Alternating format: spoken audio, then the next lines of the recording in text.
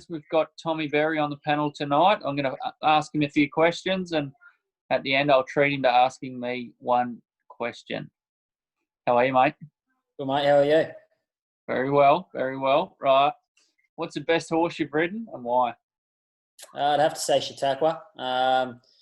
He's along with I did ride Winks once to win, but I guess I had a lot better association with Chautauqua, and I think he's the best horse I've ridden because he could reel off incredible sectionals from the half mile, and he always had that explosive turn of foot and came from the back of the field. And as you well know, there's not too many horses that can, sort of run a sub-11s from the half mile the whole way to the winning post. So he was an exciting horse to watch, an exciting horse to ride right till the end when he decided that he didn't want to do it anymore. So it was good. Did he give one of your biggest thrills of your career? Yeah, he did. Look, his win in Hong Kong was pretty special for me, being an Aussie, riding an Aussie horse, trained by an Aussie trainer, to go over to Hong Kong, which we both well know is very hard to do, and win on the world stage. It felt like, to me, it was like winning a gold medal, the Olympics for the Aussies. And there was a lot of people there that night from Australia, and we had the after party was incredible. But then I think you go back and look at all of his wins, and his third TJ Smith, looking back on it now, it was one of the most incredible races I've ever been a part of, and it's one replay that I never get sick of watching. The Darley TJ Smith Stakes. Can Chautauqua create history with a third win? They're all set and they're off and racing. And a great line out, the favourite, Russian Revolution, the first into stride. Fell Swoop jumped very well, so did Malaguira. And Japanismus right up with the leaders. English a lot closer in fifth. Followed then by a Stern from Target Inside. Tavachi's deeper out.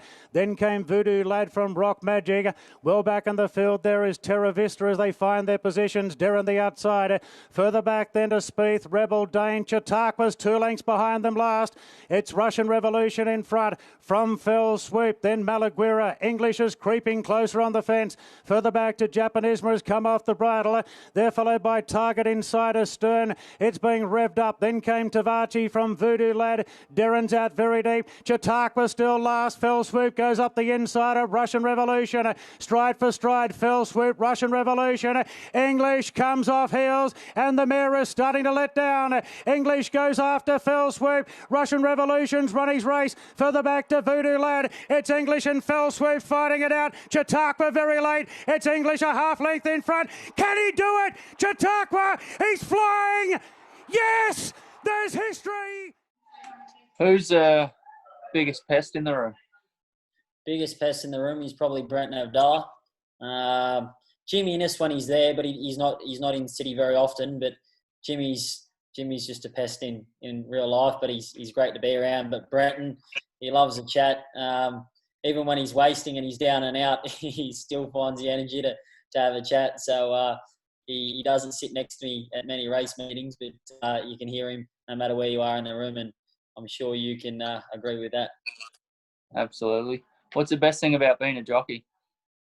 Best thing about being a jockey is I think that sharing the win with so many people. For me, sharing win with my father is pretty special.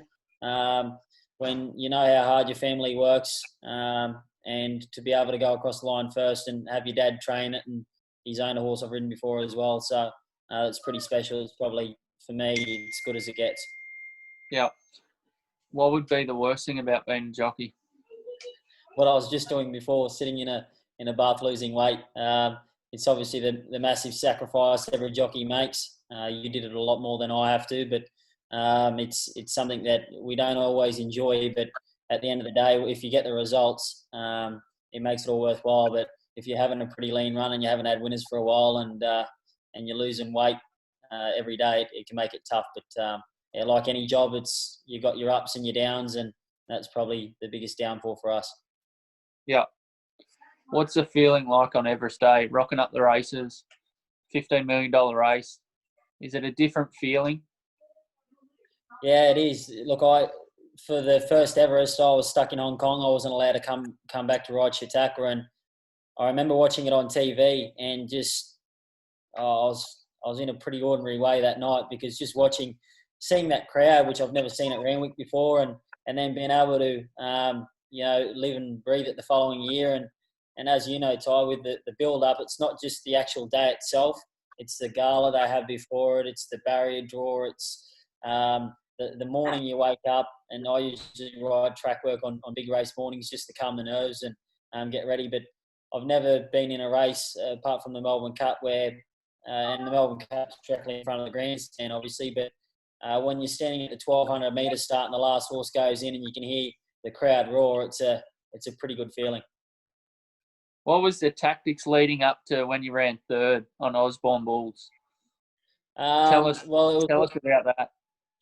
It was always a plan from race day. James, myself, and some of his team, we went and walked the track and came to an agreement that the outside was the place to be. And James sort of gave me the open mind to do what I wanted. And he said, if you feel that you're close enough from the back of the field to get to the outside fence, then he'd back me in doing that. And I wouldn't say I set myself on doing that at that stage, but when I was riding Osborne Bulls, he was really struggling in the ground. It was obviously very heavy on the day. You were in second, I'm pretty sure. And it was probably one of the heavier tracks I've ridden on. But so my bloke wasn't handling it really well. So I had nothing to lose. He wasn't one of the fancies in the race. And I thought if I can get him out there and find some better ground, and he appreciates it. He's got a devastating turn of foot on his day. And as soon as I got him out there, I pulled the stick through to my right and give him a smack, and he let rip. And you don't get that excited very often to run third. And I remember seeing you after, and you were so excited to run second in such a big race. And the emotion and the excitement that came with it was second to none. You would have been able to feel the crowd, wouldn't you, out there? Yeah, I was getting pretty close to the hedges on the outside fence, I tell you. And when I looked over towards you guys going across the line, I didn't know straight away if I'd run third until I seen yous. And then I saw it would have been nice to beat you, but anyway. No, it's just different, the Everest, isn't it? Like the crowd, you get the goosebumps going out. Everything's just, it's a different day, isn't it? Yeah, and for an owner, you just can't buy that experience, Like, where in the world can you be a part of a racehorse? Well, you can now with miRunners. And I was going to say that, miRunners, you can, mate. Exactly. And that's a brilliant part of this whole concept, is that you don't have to go to the sales and spend $1 million to get a horse to hope to run in it. You got your spot. You're going to be there on the day. It's not going to cost you an arm and a leg. And I'm telling you now, as a jockey, seeing owners win provincial races is good enough, on a weekly basis. But obviously, Osborne Bulls was part of James Cummings and Godolphin team, and seeing their reaction after running third in an Everest for a team that's got so many good horses, was incredible. So to see owners have their first share in a horse with miRunners, which is an incredible concept. Good luck, guys. I can't wait to see you out there, and hopefully I'm wearing the blue, grey and white silks on the day. Beautiful, Tommy. Thank you for joining me, and I'll let you have one sneaky question now. All right. What's the best day you've had on a racetrack, mate? It's a hard one. I've had that question asked a couple of times. It's split between winning the Derby down in Melbourne on Ace High, and then winning the TJ Smith and running second in the Derby up here in Sydney. So, between those 2 days, they're my standout favourites. Beautiful. Well, thanks for having me on the show, guys. I appreciate it. You're a champion, Ty. Always a pleasure. Cheers, Tommy. All the best, mate. Thanks, bud.